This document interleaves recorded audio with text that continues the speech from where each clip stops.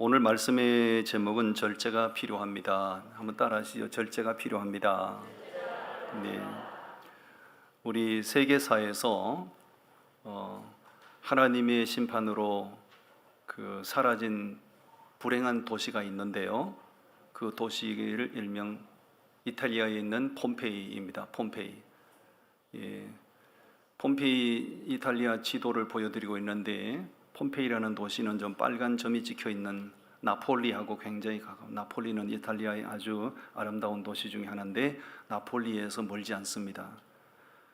저 폼페이 도시는 그 당시 규모가 어느 정도였냐면 거주 인구가 약 25만 명 정도로 추정을 합니다.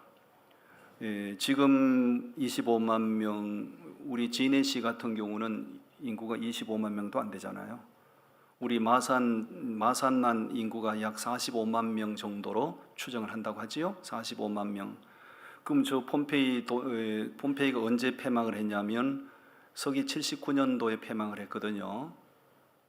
그러니까 1900년 전이니까요. 1900년 전이니까 그 당시에 인구 25만 명 거주하는 도시는 굉장히 큰 도시입니다. 날짜도 정확합니다. 그 가까운 데 있는 나폴리와 폼페이 중간에 있는 베스비우소 화산이 79년도 8월 23일 날 폭발을 했어요. 그래서 아까 그림을 보신 것처럼 그 폼페이 도시를 완전히 다 화산재와 용암으로 덮어서 완전히 잿더미가 되어버렸어요. 1600년 동안 저 폼페이 도시는 완전히 화산재에 잠겨 있었는데 1700년대부터 발굴 작업이 시작이 됐어요.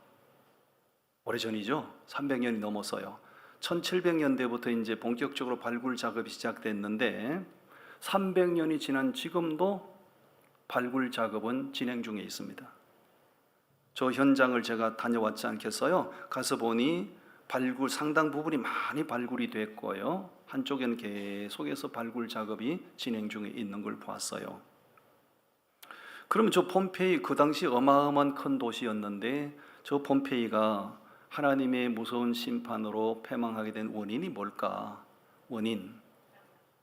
그 원인은 바로 음란과 타락과 방종 때문이었어요.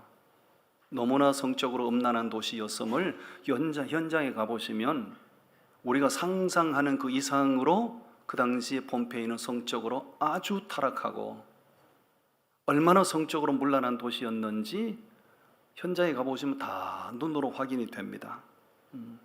제가 가서 너무 이상하게 본 것 중에 하나가 많은 연회장들이 다 이제 발굴이 돼 있는데 연회장 시설 규모가 어마어마하고요. 그 연회를 즐기는 연회장에서 문을 열고 나가면 화장실이 있는데 화장실 가기 전에 연회장과 화장실 중간에 이상한 방이 하나 있어요. 이상한 방. 이 화장실은 아닌데 이 무슨 방이냐? 그 먹고 토하는 방이에요. 연회장에서 부어라 마셔라, 먹고 마셔라, 그냥 그렇게 절제 없이 먹고 마시다가 이제 그 토하는 방에 나가서 토하고 들어와서 또 먹고 마시고, 더 기가 막힌 거는 먹고 토하는 그 용기가 전부 다 황금으로 다 입혀져 있다는 사실이에요. 제가 그 사진을 다 찍어 왔는데 사진첩이 너무 깊이 들어가 있어서 못 찾았어요. 제가 그 현장을 가보고 하나님께서 이 엄청난 도시였던 폼페이를 이렇게 어느 날 갑자기 화산을 폭발하게 만들어서 완전히 도시를 폐허가 되게 만들었다. 여러분, 그것은 무절제한 그들의 삶이 그들로 하여금 방탕하게 만들었고, 그들의 절제 없는 방탕한 삶이 하나님의 진노를 불러일으켰고, 그 어마어마한 도시가 완전히 지구상에서 사라지는 이 불행을 초래하게 된 거죠. 그거는 폼페이만 그런 게 아니죠. 노아 시대도 너무나 먹고 마시고 시집가고 장가고 성적으로 문란하고 하나님의 창조 질서를 막 역행을 하고, 그랬을 때 하나님께서는 홍수로 심판을 해버렸잖아요. 소돔과 고모라 성도 마찬가지지요. 소돔과 고모라 성은 엄청나게 번창하던 도시였어요. 그런데 하나님께서 그 도시를 완전히 뒤집어 엎어서 사해 바다 속에 완전히 잠겨버리게 만들었죠. 너무나 음란한 도시. 너무나 방종이 넘치는 그런 도시였어요. 여러분, 하나님의 역사를 우리가 보면 어느 나라, 어느 민족, 어느 지역이든지 간에 하나님의 창조 질서를 역행하는 민족, 그 도시, 그 사람들은 하나님이 용서치 아니하십니다. 아멘. 예수님께서도 친히 말씀하셨거든요. 마지막 때가 되면, 당신이 이 땅에 재림하실 때가 되면 이 세상의 모든 패턴이 노아 시대를 방불하게 될 것이고 소돔과 고모라 성을 방불하게 될 것이라고요. 여러분, 우리가 살아가는 이 시대가 어느 면으로 보든지 간에 정상인 부분이 보이시나요? 하나님의 창조 질서를 막 보란듯이 막 역행을 하고 있지 않습니까? 그럼에도 불구하고 아무 일이 없을 것처럼 너무 용기 있어 보여요. 저는 하나님 두려운 줄 아셔야 됩니다. 지금은 절제가 필요한 시대고요. 우리가 왜 절제하고 살아야 되는가? 오늘 세 가지 토픽으로 말씀을 드리겠어요. 절제가 왜 필요한가 따라합니다. 하나님의 명령입니다. 모든 삶의 영역에 절제가 필요합니다. 왜? 하나님의 명령이기 때문이에요. 오늘 본문 말씀 가운데 16절과 17절 말씀인데요. 16절 17절을 우리 함께 봉독합니다. 시작. 여호와 하나님이 그 사람에게 명하여 이르시되 동산 각종 나무의 열매는 내가 임의로 먹되 선악을 알게 하는 나무의 열매는 먹지 말라. 내가 먹는 날에는 반드시 죽으리라 하시니라. 아멘. 오늘 우리가 4절부터 본문을 쭉 읽으셨는데요. 그 읽으시면 지혜 강의 이름들이 나오고, 이 기록된 이 강은 지금도 중동을 흐르고 있지 않습니까? 그걸 보면 하나님이 에덴 동산을 만드셨는데 에덴 동산이 위치가 어느 지점이겠다고 대충 우리가 다 알 수가 있어요. 뭐 히데겔강, 비손강, 요브라데 강은 지금 중동을 다 흐르고 있는 강이니까요. 그 에덴 동산을 창설하시고 하나님이 아담과 하와를 만드사 그 에덴 동산에서 거주하게 하셨죠. 에덴 동산에서 살게 하셨어요. 근데 하나님이 그들의 에덴 동산에서 살게 하시면서 모든 거 다 먹어라, 다 너희들 위해서 준다. 그런데 무엇은 건드리면 안 된다라고 말씀하셨어요. 그것은 그들에게 먹으면 안 된다는 거, 손으로 만지면 안 된다는 거, 그것을 말씀하신 것은 그들을 억압하고 그들을 통제하기 위해서가 아니라 하나님이 정하신, 설정하신 경계선을 지킬 때 인간들이 행복한 삶을 살게 하시려고 그렇게 하신 거예요. 그들을 통제할 목적으로 경계선을 정하신 게 아니죠. 그런데 창세기 3장에 넘어가서 보면 사탄 마귀가 아담과 하와에게 접근하지 않습니까? 접근해서 뭐라고 유혹합니까? 하나님의 경계선 무시해도 된다고 그러잖아요. 하나님께서 하신 말씀 그 깡그리 무시해도 된다고 그랬잖아요. 하나님이 설정하신 그 경계선, 그 말씀 그거 무시해도 아무 상관없다고 했잖아요. 오히려 그렇게 하더라도 너희가 눈이 더 밝아질 것이고 너희가 하나님처럼 될 수 있을 것이고 온갖 말로 그들을 회유했지 않습니까? 여러분, 하나님께서 인간을 창조하시고 에덴 동산에서 살게 하실 때 하나님께서는 인간이 하나님의 피조물이기 때문에 우리를 불행하게 고통스럽게 살기를 원하시는 게 아니죠. 우리를 행복하게 만족하게 살기를 원하시죠. 그럼 우리가 행복하게 살기 위해서 하나님이 설정해 놓으신 라인이 있다고요. 라인, 경계선이 있다고요. 그 경계선을 준수하고 살 때, 해야 될 것과 하지 말아야 될 것을 구분하고 살 때 하나님은 우리에게 즐거움도 누리게 하시고 만족도 누리게 하시고 행복도 누리게 하시는 거예요. 그 사단 마귀는 거기에 접근해서 엉뚱한 말로 경계선 깡그리 무시해도 된다고 그러고 하나님 말씀 따위는 무시해도 된다고 그랬잖아요. 정말 아담과 하와를 위해서 그런 말을 한 건가요? 사단 마귀가? 그렇지 않죠. 하나님의 형상대로 지음받은 아담과 하와가 행복하게 사는 걸 원치 않아요. 사단 마귀는 그들이 망가지기를 바라는 거지요. 마귀가 유혹하는 대로 하나님이 정하신 말씀을 준수하고 살았어야 되는데 아담과 하와가 말씀 안에 견고히 서지 못하다 보니 사단 마귀가 유혹하는 말, 사단 마귀가 던져주는 말에 미끼를 물어버린 거죠. 눈이 밝아질 줄 알았더니 결국 눈이 밝아지지 않았죠. 하나님처럼 된다고 그랬는데 막상 그렇게 사단이 시키는 대로 보니 하나님처럼 되지 않았죠. 하나님의 말씀을 거역한 대가로 그들에게 주어진 것은 불행과 고통과 절망이었죠. 옆 사람 격려하시겠어요? 말씀대로 사는 것이 행복하게 사는 겁니다. 아멘. 누구나 다 행복하게 살기를 원하시지요. 누구나 다 만족하게 살기를 원하시지요. 우리가 행복한 인생을 사는 비결이 뭐냐고요? 그것은 하나님의 말씀을 준수하고 사는 겁니다. 하나님의 말씀을 거역해도 되는 것처럼 사단 마귀는 온갖 수단 방법으로 떠벌리고 있지만 그렇게 살아보면 행복하지 않고 인생은 파괴되는 거예요. 여러분 자동차를 운전하시지 않습니까? 자동차를 운전하실 때 반드시 없으면 안 되는 두 가지가 있어요. 하나는 앞으로 달려가게 하는 가속 페달이 필요하고요. 하나는 달려가던 속도를 조절하고 멈추는 브레이크가 필요합니다. 이 가속 페달을 밟지 않으면 자동차는 한 발짝도 나갈 수 없어요. 가속 페달은 앞으로 달려가게 하는 거예요. 브레이크는 달려가던 자동차를 멈춰 서게 하는 겁니다. 이렇게 좋은 정보를 드려도 이 기가 막힌 정보인데 무슨 얘기냐면 우리가 하고 싶은 것이 많고 우리 안에 끊임없는 충동이 일어나지요. 그것은 가속 페달 같은 거예요. 가속 페달. 그런데 내 속에서 일어나는 솟구쳐 오르는 그 충동대로 살면 가속 페달만 계속 밟고 가면 인생이 만족한가요? 인생 파괴가 되는 거죠. 적절한 타이밍에 브레이크를 밟아주는 거죠. 삶의 충동을 제동을 걸어주는 거죠. 아멘. 브레이크가 작동되지 않으면 반드시 사고가 나고 그 사고는 사망으로 이어질 수 있는 거잖아요.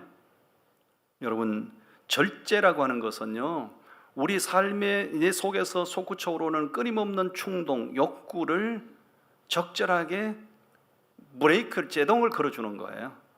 절제.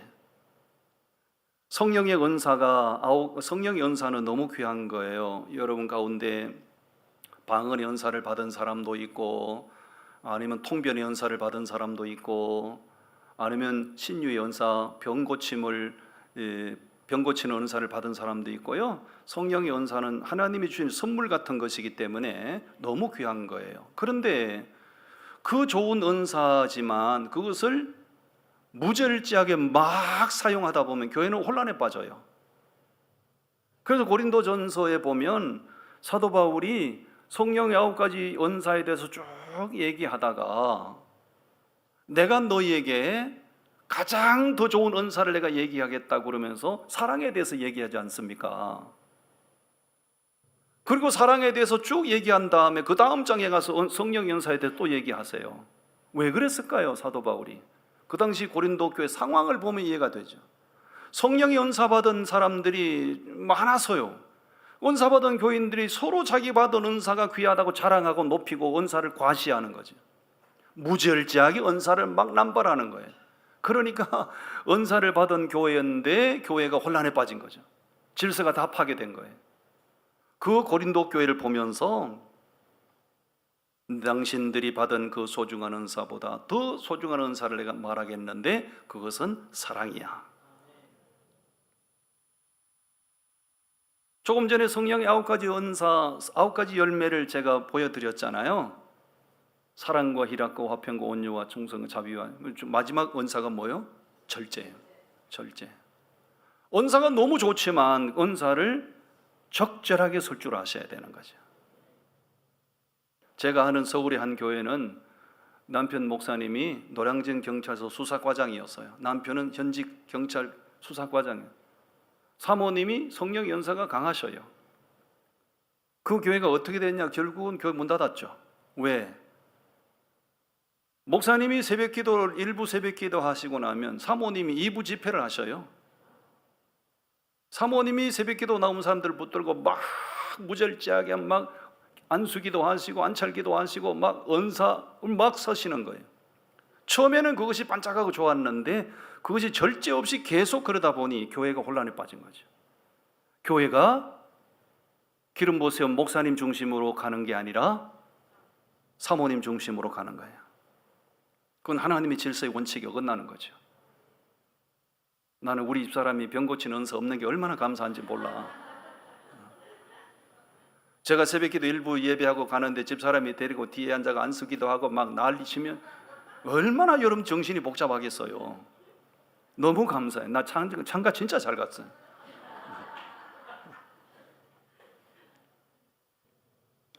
절제는 정말 소중한 거예요.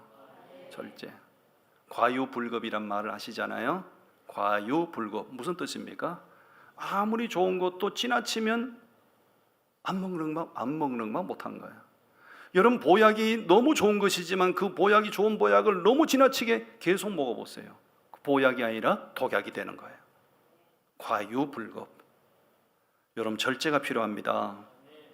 이 절제는 왜 필요한가? 우리가 만족하고 우리가 행복한 인생을 살아갈 수 있도록 하나님이 설정해 놓으신 경계 라인이다. 하나님의 명령입니다. 할렐루야.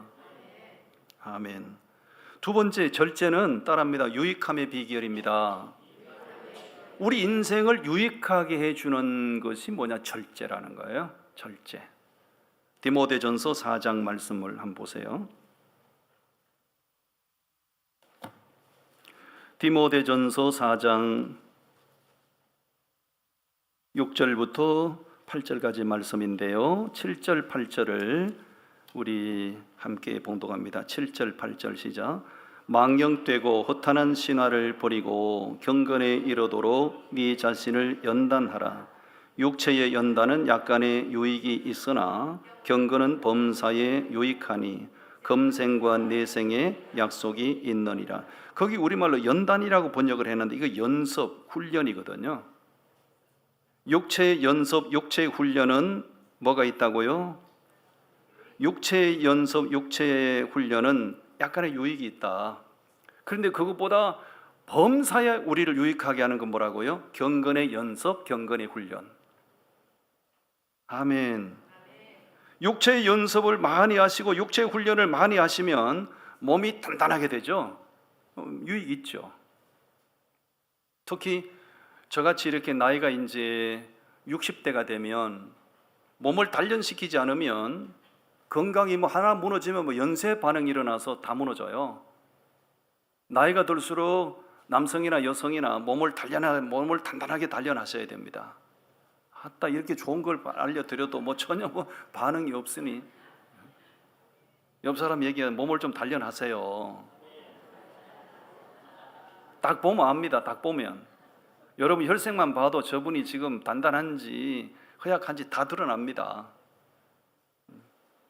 근데 육체 연습을 많이 하고 육체 훈련을 많이 하면 유익이 있죠. 그런데 그것보다도 범사의 유익, 우리를 유익하게 하는 게 뭐냐? 경건의 훈련이라는 거죠. 경건의 연습. 하나님 경건의 훈련을 뭘 하는 거예요? 어떻게 하는 걸 경건의 훈련이라고 하는 거죠? 하나님의 말씀에 순종하고 하나님의 말씀에 길들여지고 하나님의 말씀 따라 반응하고 할렐루야. 매사에 절제하는 생활. 그렇게 경건의 훈련에 익숙해지고 경건의 훈련에 길들여지면 범사에 유익이 많다는 거죠. 사람들은 삶의 유익을 얻기 위해서 노력을 참 많이 하셔요. 보면 아침에 저는 새벽기도 끝나고 운동하러 가는데 보면 이해가 안 되는 아주머니들이 계셔요. 정말 이해가 안 되는 아주머니들이 계셔요. 그 새벽에 그 운동하러 오셨으면 운동에 좀 전념하면 좋을 걸 계속 뜯어 먹는다 이렇게. 못 먹고 죽은 귀신이 있나? 커피도 마시고 그냥 온갖 것 다 마시고 저래가지고 뭘 운동하러 와가지고 아줌마들이 왜 저럴까 저게? 이해가 안 돼요. 또 말도 좀 운동, 아침에 운동하는데 좀 자기 운동에 전념하면 좋을 걸. 너무 떠들어 아줌마들이. 이 세상에 아줌마들 없어지면 좋겠어. 야선 아줌마들은 공예야. 우리 교회는 아줌마 한 명도 없지 않습니까? 다 권사님들, 집사님들만 있지. 여하튼 대책 없는 아줌마들이 많아요. 여러분, 저는 목회를 이렇게 아주 짧지 않는 기간 동안 목회를 해오면서 너무 안타까운 상황들을 많이 봐요. 그게 뭐냐면 정말 젊은 시절에 절제하시고 아끼시고 막 그렇게 아둥바둥 하셔가지고 내 집도 장만하시고 아들 딸 다 출가시키고 이제 좀 마음의 여유를 가지고 살만하면 죽어버려. 먹고 살만하면 회생불능의 건강 잃어버리는 거죠. 나는 갓난아이의 죽음부터 90 넘은 노인의 죽음까지 장례식을 다 많이 집례를 해봤어요. 가장 많이 듣는 말이 있어요. 장례식장에 가면 먹고 살만하니까 죽었다는 거죠. 미련한 인생 살아서 그래요. 여러분, 우리가 금생과 내생에 유익이 되는 일이 있는데 그건 뭐냐면 경건의 훈련입니다. 경건의 연습을 많이 하십시오. 말씀으로 길들여지시고 말씀에 나를 쳐서 복종시키시고 하나님의 법도대로 살고자 하는 노력, 이것이 다 뭐냐? 경건의 훈련이라는 거죠. 아멘. 절제하는 것은 말씀에 길들여지면 절제가 가능해져요. 여러분, 우리 2007년도에요 우리나라하고 미국이 FTA가 체결이 됐어요. FTA가 뭐냐면요, 한국과 미국 간의 자유무역협정이 체결된 거예요. 그때 우리나라 대통령은 노무현 대통령이었어요. 그 당시 미국의 대통령은 부시 대통령이었어요. 노무현 대통령이 미국에 와서 미국 대통령하고 이제 한미 간의 FTA를 체결했어요. 그때 한국에서 뭐 엄청났죠. 왜냐하면 자유무역협정이 체결돼 버리면 우리나라 경제시장 무너진다 이거죠. 미국의 모든 농산물이 막 무제한 들어와야 되기 때문에. 그런데 결과적으로 보면 FTA 체결이 아주 잘 된 거죠. 어쨌든요, 저는 그때 미국 캘리포니아주에 살았다고요. 한국과 미국 간의 FTA가 체결이 딱 되니까요, 미국에 제가 살고 있던 캘리포니아에서 만세를 부르고 박수치는 사람들이 있었어요. 그 사람들 누군지 알아요? 포도주 생산하는 사람들이었어요. 포도주. 왜냐하면 캘리포니아주에서 가장 많이 생산하는 품목이 와인이거든요. 캘리포니아의 이 포도밭은요 어마어마합니다. 어마어마합니다. 그 엄청난 고급 포도주를 생산하는데 팔아먹을 데가 없었잖아요. 한국하고 이제 자유무역 협정이 착 체결돼 버리니까 이제는 한국의 포도주를 마음껏 팔아먹게 생겼다 이거예요. 엄청 좋아해서요, 그 사람들. 제가 이 얘기를 왜 하는가? 미국 사람들이 왜 FTA 체결될 때 되는 걸 보고 그렇게 만세를 불렀는가? 한국 사람들이 뭘 좋아하는가? 한 잔 꺾는 거, 한 잔 마시는 거, 너무 좋아하는 거 세계가 다 알아요. 세계에서 술을 가장 많이 마시고 술을 가장 좋아하는 민족이 어디다? 대한민국이다. 사단 마귀는 이거를 기가 막히게 우리 국민들을 희롱하고 있는 거예요. 왜? 도수를 높여놓으면 많이 못 먹잖아요. 도수를 팍 낮춰가지고 음료수처럼 막 마셔라 이거지. 우리 한국 사람 술 너무 마셔. 옆 사람 얘기해 주세요. 술 끊으세요. 존말할 때 술 끊으세요. 술 끊으시라고요. 술 끊으시라고요. 술 끊으시라고요. 이것도 끊으시고 끊는 김에 이것도 끊으시고. 옆에 가면 담배 냄새가 솔솔 나고. 그래서 되겠어요?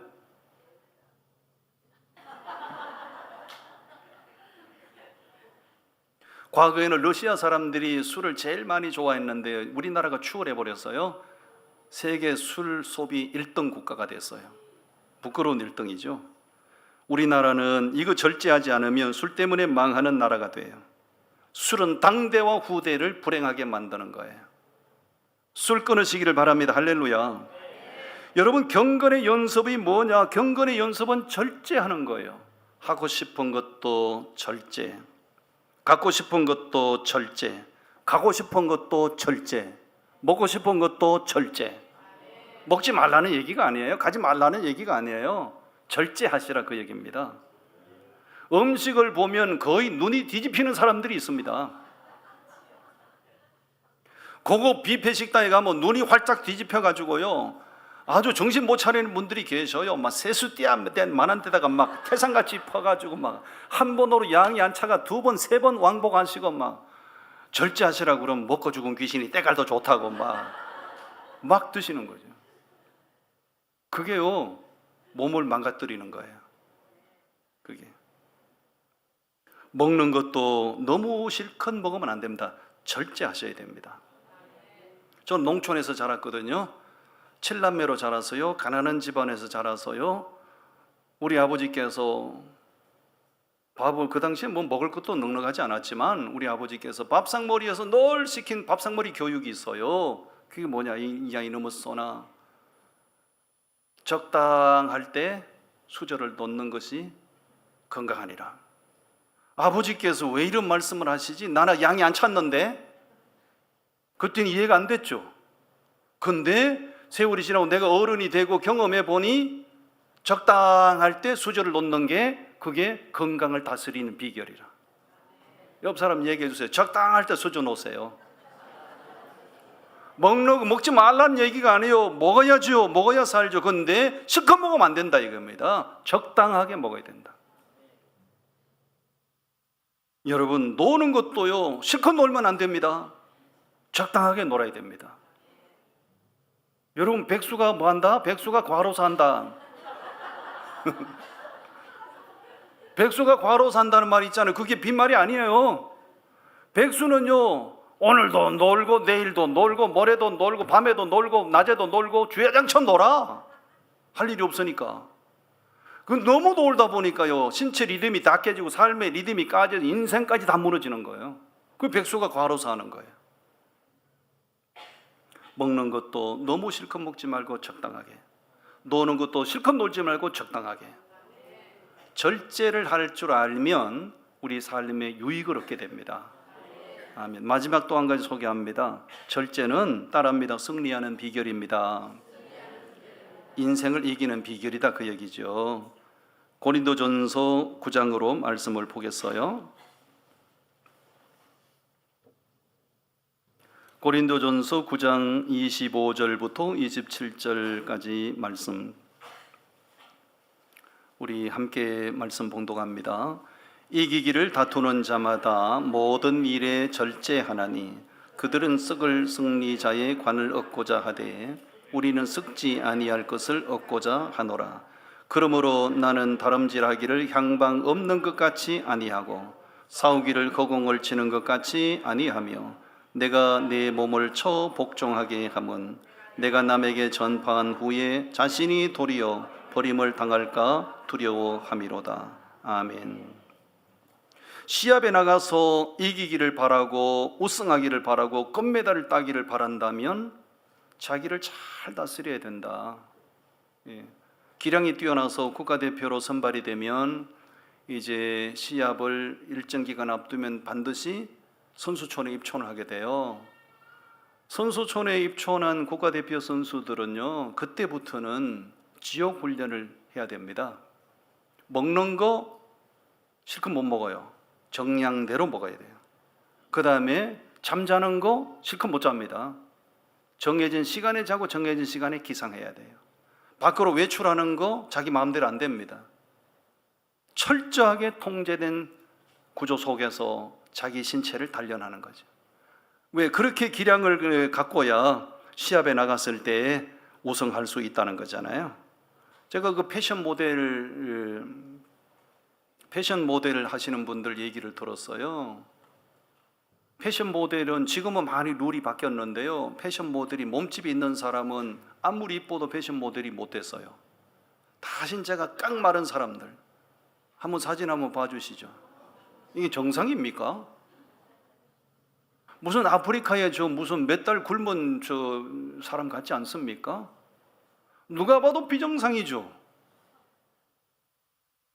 지금은 이제 패션 업계에서, 패션 모델 업계에서 이런 사람들은 전부 다 이제 퇴출이 돼요. 이런 사람들은 이제 설 자리가 없어져요. 왜? 이런 신체 조건을 갖추기 위해서는 지방, 단백질 이런 걸 먹으면 안 되고 최소한의 섬유질 음식만 섭취를 하고 강한 트레이닝을 하고 날마다 워킹 연습을 하고 이렇게 하다 보니 이 사람들이 못 견디는 거예요. 그래서 픽픽 쓰러져서 막 죽는 모델들이 많이 나왔죠. 그러니까 세계 패션 업계에서 이제는 말라깽이 패션 모델들은 다 퇴출이고 적당하게 신체 조건을 갖춰야 된다. 이런 사람들이 이제 선호를 해요. 옆에 분 앉아 얘기해서 적당하게 생기셨습니다. 네. 너무 말라깽이는 이제 설 자리가 없는 거예요. 우리 교회는 아무도 없잖아요. 다 적당하게 이렇게 통실통실하시고. 삐쩍 마른 사람들은 불쌍히 충만한 거죠. 삐쩍 마른 사람들은 설 자리가 없는 거예요. 여러분 적당하게 살을 찌우세요. 할렐루야. 네. 이 사람들이 이렇게 극도의 훈련을 하는 건 뭐요? 자기들이 목표한 그 지점에 도달하기 위해서 그렇게 한다는 거죠. 그런데 그렇게 해서 최고가 된다고 한들, 그렇게 피나는 고행 같은 훈련을 해서 최고 탑 클래스가 된다 한들 결과적으로 그건 다 썩을 거잖아요. 맞죠? 영원한 게 아니지 않습니까?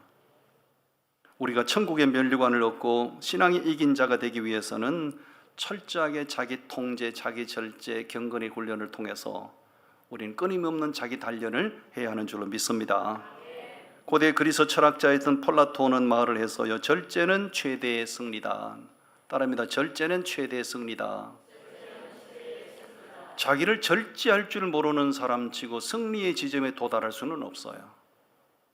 먹는 음식 하나 절제 못하는 사람이 어떻게, 자는 거, 일어나는 거 하나 절제가 안 되는 사람이 어떻게 승리의 지점에 도달할 수 있나요?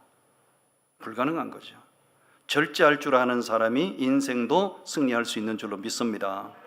요즘 군대를 보면 나는 걱정이 대산이에요. 요즘 군대를 보면 훈련병들이 집에 그냥 핸드폰으로 전화하시고 음식 좀에 잘못 나와, 엄마 음식이 따로 나왔다, 음식 찍어서 막 사진 보내고, 더운데 훈련시킨다고 핸드폰으로 막 자기 가족에게 연락하고, 좀 있으면 북한이 내려오는데 이렇게, 엄마 북한 내려오는데 왜 하면 좋지? 엄마한테 막 전화할 참이야 지금. 요즘 군대를 보면요 걱정이 대산이요. 저놈들이 저 나라 지켜내겠나 저래가지고. 옛날에 군인이 뭐 다 좋은 건 아니지만은 군인은 군인다워야 되는 거죠. 아멘. 너무 편해도 너무 편한 거야. 성경에 보면 인생을 실패한 사람들의 모델이 있어요. 그 대표적인 사람이 가인이죠. 가인. 아벨의 형 가인. 가인은 인생 실패자예요. 왜요? 자기 속에서 일어나는 그 미운 감정을 억제를 못한 거죠. 자기 속에서 솟구치는 동생에 대한 미운 감정, 이런 걸 억제를 못해서 동생을 돌로 쳐 죽였다 이거죠. 자기 세상이 올 줄 알았는데 막상 동생을 죽이고 나니 자기 인생은 곤두박질 치는 거죠. 야곱과 에서 가운데 에서는 장자로 태어났지만 인생 망하고 말았어요. 에서가 인생을 망한 이유가 뭐죠? 붉은 주간 그릇을 자기 시장길을 다스리지 못해서 장자권을 줘버리고 죽을 바꿔 먹었다 이거죠. 절제를 못한 거예요. 자기 감정 통제를 못한 거예요. 뿐만 아니죠 여러분. 삼손은 어때요? 요즘 수요일 저녁에 여러분 사사기서 강의하는데 삼손은 정말 멋진 사람이었어요. 삼손 진짜 괜찮은 사람이었어요. 삼손 불행하게 됐어요. 왜요? 여자만 보면 눈이 뒤집어져. 삼손은 여자만 보면 감정 통제가 안 되는 거예요. 그래서 결국은 삼손이 인생이 무너진 거예요. 그에 비해서 여러분 다니엘은 어떻습니까? 다니엘 남의 나라에 포로로 끌려가고 진짜 불행한 시대에 태어났지만 다니엘은 어때요? 철저하게 자기 절제를 하지 않습니까? 목에 칼이 돌아도 아닌 건 아니다 했지 않습니까? 믿음의 원칙을 지키고 하나님의 신앙으로 자기를 다스리고 절제하고, 그랬더니 하나님께서 그의 인생을 높이지 않습니까? 할렐루야. 너무 우리에게 생생한 교훈을 주는 거예요. 오늘 우리 말씀을 꼭 기억하시고요. 절제는 진짜 모든 영역에 다 필요한 거예요. 저도 절제가 많이 필요해요. 여러분도 다 절제가 필요해요. 절제하셔서 유익한 인생 살아가시기를 바랍니다. 기도하겠습니다. 하나님 감사합니다.